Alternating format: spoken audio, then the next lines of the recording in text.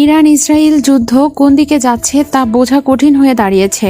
সংঘাতরত দেশগুলো ছাড়িয়ে যুদ্ধের দামানা ছড়িয়ে পড়েছে অন্যত্র। কেউ কাউকে একটুখানি ছাড় দিতেও রাজি নয়। যুদ্ধ বন্ধের আলোচনার কথা থাকলেও তা মোড় ঘুরে অন্য সড়কে ঢুকে পড়েছে। এরই পরিপ্রেক্ষিতে এবার ইসরায়েলের সবচেয়ে বড় ক্ষেপণাস্ত্র হামলা চালিয়েছে ইরান। তুরস্ক ভিত্তিক গণমাধ্যম আনাদুল এজেন্সি ইসরায়েল গণমাধ্যম বরাত দিয়ে প্রতিবেদনে বিষয়টি নিশ্চিত করেছে। প্রতিবেদনে বলা হয়, বুধবার ইরান প্রায় 10টি ব্যালিস্টিক ক্ষেপণাস্ত্র নিক্ষেপ করেছে, যার লক্ষ্য ছিল ইসরায়েলের কেন্দ্রীয় অঞ্চল। ক্ষেপণাস্ত্র শনাক্ত হওয়ার পর তেল আবিব, সফেলা ও আশেপাশের এলাকায় সতর্কতামূলক সাইরেন বেজে ওঠে। এরপর ইসরায়েল উত্তর এবং জেরুজালেম এলাকার দিকে আরও ক্ষেপণাস্ত্র উৎক্ষেপণের খবর পাওয়া যায়। এই সময় বিস্ফোরণের শব্দে আতঙ্কিত হয়ে পড়েন স্থানীয়। তবে এখন পর্যন্ত কোনো হতাহতের খবর চিহ্নিত করা হয়নি। ইসরায়েলি গণমাধ্যমের খবরে বলা হয়েছে, বেশ কয়েকটি এলাকায় ইরানি ক্ষেপণাস্ত্র আঘাত আনা খবরে উদ্ধারকারী দেশগুলো সেখানে পৌঁছায় এবং উদ্ধারের কাজ শুরু করে। হামলায় ব্যবহৃত ক্ষেপণাস্ত্রের মধ্যে